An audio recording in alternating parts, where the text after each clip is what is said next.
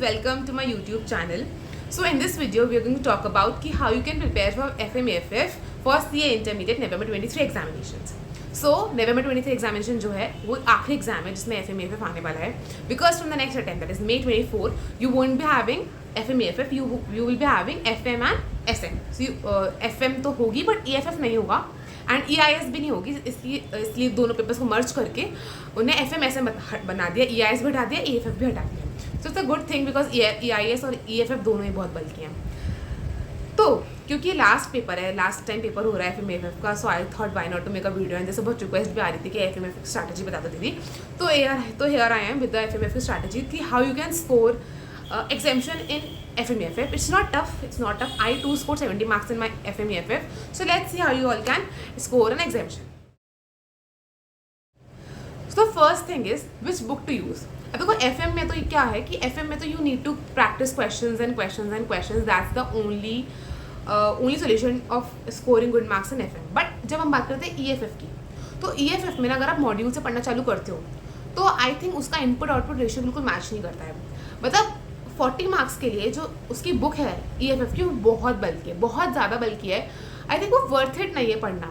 इससे बढ़िया तो आप किसी और टीचर के नोट्स पढ़ सकते हो, क्योंकि जितना कंपाइल होगा ना उतना बेटर होगा आपके लिए पढ़ना. नहीं तो रिविजन में वो बहुत इशू आ जाएगा. तो what mistake I did was, मैं शुरुआत में जब मैंने FMEFF की प्रिपरेशन चालू करी थी तब मैंने प्रॉपर मॉड्यूल से पढ़ना चालू कर दिया था. बिकॉज मैं सब सब्जेक्ट से मॉड्यूल रेफर कर रही थी. तो आई वॉज इनएक्सपीरियंस उस time when I had no one to talk to या आस्क टू कि मैं क्या रेफर करूँ. तो मैंने क्या किया था कि सारा सब्जेक्ट की तरह मैंने इसमें भी अपने मॉड्यूल स्टार्ट कर दिए. बट सून आई रियलाइज कि यार रिवाइज करना बहुत टफ हो रहा है Rashi, you know to change the book. तो सून मुझे ग्रेजुअली स्टार्टेड हिटिंग में कि यार रिविजन्स प्रॉपर नहीं हो पा रहे हैं इससे. So I switched on to compiler. अब that compiler was from Moneeshwara sir. उनकी कंपाइलर थी वो, मतलब उनकी प्रॉपर नोट्स भी थे एंड देन चार्ट्स भी थे. तो वो चार्ट से रिविजन बहुत इजी हो गया था मेरे लिए. तो आई वुड सजेस्ट कि अगर आप मॉड्यूल पर भी स्टिक हो ना, तो अगर आपको बहुत कंफर्टेबल है तो मैं चेंज करने के लिए नहीं बोलूँगी एंड टाइम पर, आपके एग्जाम्स है 45 डेज में. I won't tell you to change the book अगर आपको कंफर्टेबल है मॉड्यूल्स. लेकिन अगर थोड़ा डर लग रहा है, आपका प्रॉपर्ली प्रिपेयर नहीं है EFF, तो उसको पासिंग तक खिसकाने के लिए आई एम टेलिंग कि refer any teachers chart book, any teachers concise notes.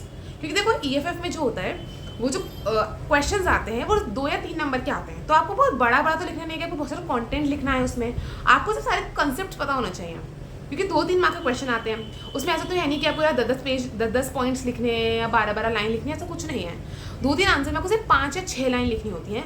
उतना आपको कॉन्सेप्ट उससे समझ में आ जाता है कि आपको क्या लिखना है. ठीक है, तो इससे बड़े तो focus more on concept clarity, ना कि आप लर्न कर रहे हो. ये ऐसा कुछ लर्न करने जैसा नहीं है, क्योंकि क्वेश्चंस बहुत छोटे छोटे आते हैं. बस आपसे वो पूछेगा व्हाट इज दिस, कॉन्सेप्ट पूछेंगे और then you have to answer it accordingly. तो EFF में इतना कुछ रट्टा मारने वाली चीज़ नहीं है, ना ही आपको बहुत सारा उसमें थ्योरी पढ़ने की जरूरत है. सिर्फ कॉन्सेप्ट पे ध्यान दो, कितने कॉन्सेप्ट है. बिकॉज व्हाट इज वाले क्वेश्चन ही ज़्यादा आते हैं, और या तो एग्जाम्पल वाले क्वेश्चन आएंगे. क्योंकि सिर्फ 2 या 3 मार्क के क्वेश्चन से सिर्फ 5 नंबर का प्रैक्टिकल आता है, जो कि GDP वाले चैप्टर से आता है, नेशनल इनकम से. उसके क्वेश्चन भली तो ज़्यादा प्रैक्टिस कर लेना, उसके फॉर्मूलेज प्रॉपरली लर्न कर लेना. Okay, now second thing is FM के जो क्वेश्चन होते हैं वो आपको कैसे टैकल करने हैं. अब देखो FM में मैंने क्या किया था, आई रेफर्ड मोनीश्वरा सर्स FM की बुक, उनकी कंपाइलर थी. उसमें सारे RTP MTPs PYQs थे राइट फ्रॉम May 2018. अब क्योंकि मेरा टाइम November 23 में था और मैं इंटर का अटैम्प्ट दे रही थी, तो इंटर का टाइम जो आया था वो May 2018 से आया था. तो मैंने तब से अब तक की मतलब May 2018 से लेकर November 2022 तक, मेरा टाइम 22 में था. सॉरी पिछले November 23 बोल था, बट मेरा टाइम जो था वो 22 में था, November 2022 में था.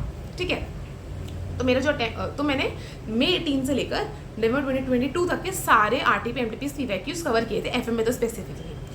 और उनकी बुक में जो थे, मतलब मोनी सर की बुक में May 2022 तक के सारे कवर थे, और नवंबर के मैंने अपने आप से खुद से कर लिए थे. तो उनकी बुक जो थी कंपाइलर वो बहुत अच्छी थी. एक उसमें चैप्टर वाइज प्रॉपरली आपको मिल जाता है, तो आपको ऐसा नहीं कि आपको ढूंढना पड़ रहा है, तो आपको चैप्टर वाइज सब कुछ प्रॉपरली मिल जाता है. एंड आई वुड सजेस्ट कि ना एक ट्रैकर बना लेना. जब आप RTP MTP सॉल्व करें तो ऑलवेज मेरा ट्रैकर कि इस ईयर की RTP का आपने क्वेश्चन कर दिया तो टिक मार दो. अगर क्वेश्चन इंपॉर्टेंट है तो उसको ग्रीन हाईलाइट कर दो या कुछ तो कर दो, उस पर कुछ स्टार बना दो, कुछ बना दो जिसको समझ में आ जाए कि आपको लास्ट डे पे रिवाइज करना है।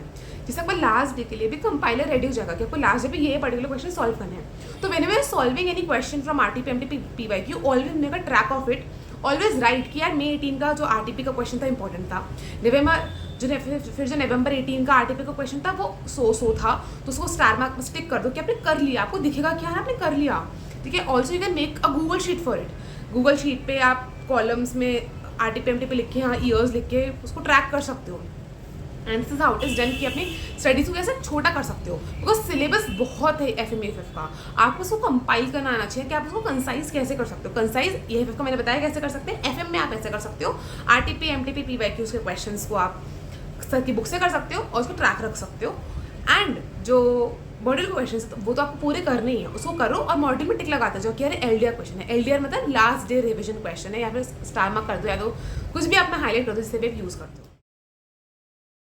मुझे कमेंट हुआ कि एफएम के फॉर्मूले याद नहीं होते, फॉर्मूला को याद करने की वैसे भी जरूरत नहीं है, फॉर्मूला समझ लेगा कि फॉर्मूला कहना क्या चाहता है, सर पीछे का बैकग्राउंड समझ लेगा कि फॉर्मूला जनरेट कैसे होगा, फॉर्मूला याद करने की जरूरत नहीं पड़ेगी। और दूसरी चीज क्या कर सकते हो, फॉर्मूले के लिए चार्ट दो, फॉर्मूले के लिए प्रॉपर चार्ट बुक बना लो, चार्ट बुक में मतलब लाइन से फॉर्मूले लिख लो कि सपोज मैंने कोई चैप्टर लिया, सपोज मैंने कैपिटल वाला चैप्टर लिया, जो कैपिटल वैल्यू वाला चैप्टर है, नाम बोल चैप्टर, बट मुझे कैपिटल वाला चैप्टर है, उस कैपिटल वाला चैप्टर में फॉर्मूले से लाइन से लिख लो, ठीक है। इन्वेस्टमेंट वाला चैप्टर के फॉर्मूले से लाइन से लिख लो, ऐसे फॉर्मूले लाइन से लिखो, और जब आप एग्जाम में जा रहे हो तो 2 घंटे पहले बस फॉर्मूले से नजर घुमा लो, तो आपके फॉर्मूले ऑटोमेटिकली रिवाइज हो जाएंगे, फॉर्मूले आ जाएंगे, फॉर्मूले रिवाइज हो जाएंगे, क्वेश्चंस तो वैसे भी हो जाएंगे। तो आप फॉर्मूले के लिए एक प्रॉपर में से फॉर्मूले चार्ट बुक बना सकते हो।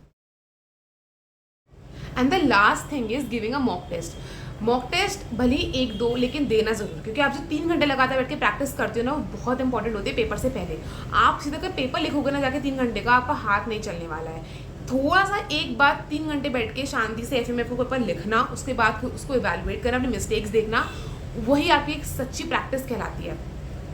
थोड़ा ड्रामेटिक हो गया ना, सच्ची प्रैक्टिस कहलाती है, बट हाँ इट्स लाइक यार इंपॉर्टेंट है मॉक टेस्ट देना, भले इवैल्यूएटेड दो नॉन इवैल्यूएटेड दो, अभी टाइम नहीं है, you have only 45 days in hand, आपके पास बहुत सारे सब्जेक्ट्स हैं, अगर आप 2 ग्रुप दे दो भाई 8 सब्जेक्ट हैं, सब पे ध्यान देना है। अगर आपको एफएम प्रिपेयर नहीं भी हुआ है तो सबसे पहले एक काम करो, जितना मैंने बताया है कि एफ को ऐसे पढ़ो, एफएम को ऐसे कर लो, आरटीपी सॉल्व कर लो, वो पहले प्रैक्टिस करो, उसके बाद एक पेपर तो ज़रूर देना। अगर टाइम है तो आई सेट की, क्योंकि प्रैक्टिकल सब्जेक्ट है एफएम तो प्रैक्टिकल है, 60 मार्क्स का मेजॉरिटी प्रैक्टिकल है, तो I am considering it's practical subject. तो प्रैक्टिकल के लिए मिनिमम 3 पेपर बोले थे मैंने, 3 तो पेपर ज़रूर देना अगर आपके पास टाइम है तो। अगर नहीं है तो बेयर मिनिमम एक तो भैया लिख के जाना ही जाना, भले कभी भी लिखो 3 घंटे बैठकर, बस एक पेपर तो लिख के ज़रूर जाना, बिकॉज वो प्रैक्टिस ना रियली बहुत वर्थ इट होती है। बिकॉज यार एफएम का पेपर बहुत बल्कि आता है, ठीक है, बहुत लेंदी होता है, एफएम में कभी कभी क्वेश्चन बहुत टफ आ जाते हैं, लेकिन मेरा टाइम में पेपर बहुत टफ आएगा एफएम का। तो एक और टिप मैं एक ज़रूर देना चाहूँगी कि सबसे पहले जैसे एफएम 2 पार्ट होते हैं, आपको दोनों पार्ट सेम आंसर बुक में करने होते हैं। तो भले ही आप पहले एएफएफ करो या भले ही आप एफएम करो, मैटर नहीं करता, ठीक है।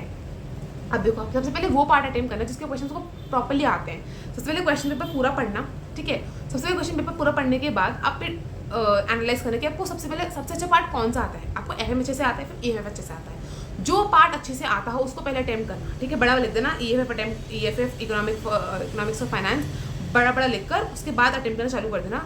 ईएफएफ खत्म होने के बाद फिर एफएम करना, या तो अगर आपको एफएम अच्छे से आता है तो एफएम पहले करना, उसके बाद ईएफएफ करना, ठीक है। लेकिन start only with that part जो आपको अच्छे से आता हो। Thank you guys for watching the video till the end. This is it for the video. If you have any doubts, you can comment in the comment section. Also, if you like the video, please hit the like button, and also please subscribe the channel if you haven't yet. And also you can join my Telegram channel, link is in the description box. And if you want to connect with me one-on-one, you can book my time on TopMate, link is in the description box. Thank you so much guys, bye bye.